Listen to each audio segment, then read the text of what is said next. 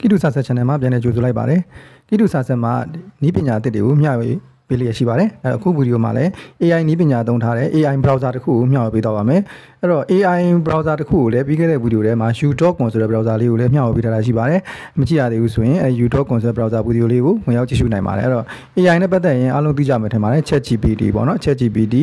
နောက်တစ်ခါဒီ Google ကနေ Bard ပေါ့နော်နောက် Microsoft ကနေပြီးတော့ဒီ Bing browser တွေရှိတယ်ပေါ့နော်။အဲ့ဒါအပြင်တော့ထပ်ပြီးတော့ထွက်လာတဲ့ဒီလိုမျိုးဒီ browser လေးတွေရှိတယ်နော် private browser လေး AI browser လေးတွေရှိတယ်ဒါလေးတွေကဘယ်လိုသုံးတက်လဲဆိုလို့ရှင်ကိုအလွယ်တကူရှာခြင်းဖွင့်ခြင်းတဲ့အခါမျိုးမှာဒီမှာ ChatGPT ဆိုရင်ဒါ free ဆိုလို့ရင်တစ်ခါလေး line ကျက်တာတွေပါလည်းဖြစ်နိုင်တယ်အဲဒီမှာတော့အလွယ်တကူသူ့မှာသူကောင်းတဲ့အားသာချက်လေးရှိတဲ့အတွက်ကြောင့်မို့လို့မျှဝေပေးခြင်းဖြစ်ပါတယ်အဲ့ဒါကတော့ Play Store ကနေ download လုပ်ရပါတယ် GO AI ပေါ့နော်စစချင်းတော့GO AI ဆိုပြီးထုတ်တာဒီမှာတော့ GO AI နော်GPT GO လို့လည်းခေါ်ပါတယ်GPT GO လို့လည်းခေါ်တယ်အဲ့ဒါသူက web browser အနေနဲ့ကွန်ပျူတာမှာလည်းသုံးလို့ရတယ်လို့မျိုး Play Store ကနေပြီး download လုပ်ပြီးသုံးလို့ရတယ်Play Store က download တာတော့တိတ်ပြီးမခက်တဲ့အတွက်ကြောင့်လည်းမပြောတော့ဘူး download link လေးရရင်တစ်ဆင့်Play Store ကနေပြီးတော့ရိုက်ရှာလိုက်ပြီးတော့ဖြစ်ဖြစ် description က link ရတစ်ဆင့်ဖြစ်ဝင်ပြီးတော့ download လုပ်လိုက်လို့ရပါတယ်အဲ့တော့ဒီမှာဆိုရင်ဝင်လိုက်ပြီးဒါ download ပြီးသွားတဲ့အနေထားပေါ့နော်ဒီထဲကိုဝင်လိုက်ပြီးဆိုလို့ရှိရင်သူမှာDiscord နဲ့လည်းချိန်လို့ရတယ် Discord သုံးတဲ့လူတွေတော့ Discord နဲ့လည်းချိန်လို့ရတယ်အဲ့တော့ Discord ကတော့ခုနောက်ပိုင်းတော်တော်အရေးပါလာတယ် Discord သုံးပြုနည်းကိုလည်း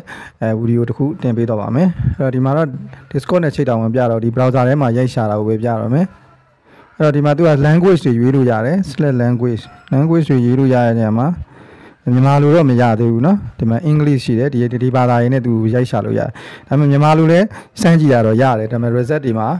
ဒီသူ့ရဲ့အတူချုံပြီးတော့ပြောပြတဲ့ result တာမမှန်တာအောက်မှာသူနဲ့တွဲပြီး web တွေပါသူကပေးထားတဲ့ကြောင့်ဒါ reference လုပ်ချင်တဲ့လူတွေဒီ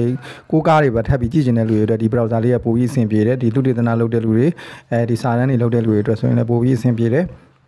အဲ့မှာဒီမှာရိုက်ရှာကြည့်လိုက်မယ်နော်ဟိုမှာတစ်ခုရိုက်ရှာကြည့်လိုက်မယ်မြန်မာ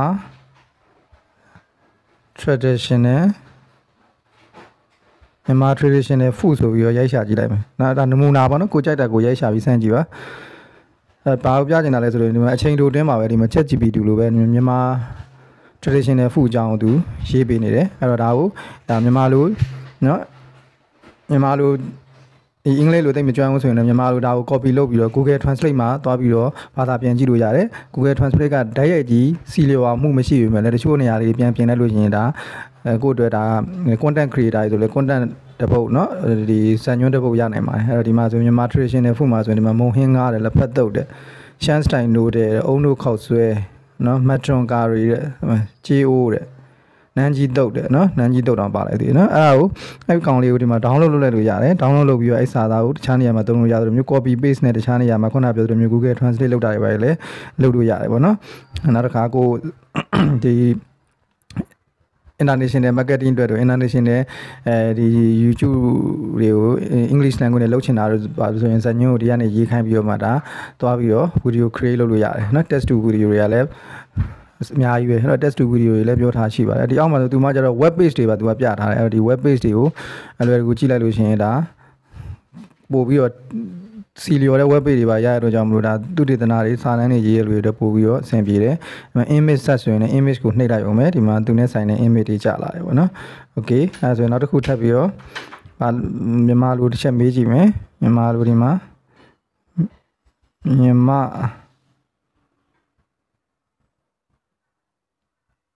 အစာမြန်မာလိုမေးကြည့်မယ်သူဘယ်လိုဖြေမလဲဆိုကြည့်လိုက်မယ်သူမှာတော့ဒီ output language ကသူကဒီမှာမြန်မာလိုဆိုပြီးထွက်တယ် input language မြန်မာလိုရိုက်လိုက်ရင်မြန်မာလိုထွက်တယ်နောက်ပိုင်းတော့တဖြည်းဖြည်းချင်းမြန်မာလိုပါရလာမှာအဲ့တော့ဒီအပေါ်မှာရေးတဲ့ခုနမြန်မာ traditional food လိုမျိုးအင်္ဂလိပ်လိုမေးတာမျိုးတော့သူကမကောင်းဘူးသူရေးတာတွေကစီလျော်မှုမရှိဘူးဒါပေမဲ့အောက်မှာတော့ဒီမှာမြန်မာအစားအစာအကြောင်း web page တွေတန်းစီပြီးကြာလာပါလိမ့်မယ်အဲ့ဒါအဲ့ web page တွေကကြည့်ပြီးတော့ဖတ်ဝင်ပြီးတော့မြန်မာအစားအစာကိုဖတ်ကြည့်လို့ရတယ် image ဆိုရင်လည်းဒီမှာမြန်မာ traditional food image တွေရတယ်ပေါ့နော်အဲ့တော့ဒါလေးကတော်တော်ကိုသုံးတည့်မယ်လို့ထင်ပါတယ်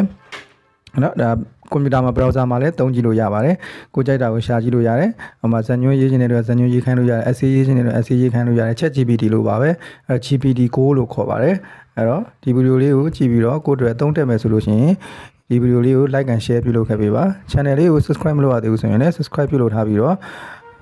ဗီဒီယိုတစ်တင်တိုင်းသိရှိနိုင်အောင်လို့ချက်ပေးခေါင်းလောင်းလေးကိုနှိပ်ထားခဲ့ဖို့လိုတဲ့တောင်းဆိုပါတယ်အားလုံးဆုံးဖြတ်ကြည့်ရှုပေးရတဲ့အတွက်ကျေးဇူးတင်ပါတယ်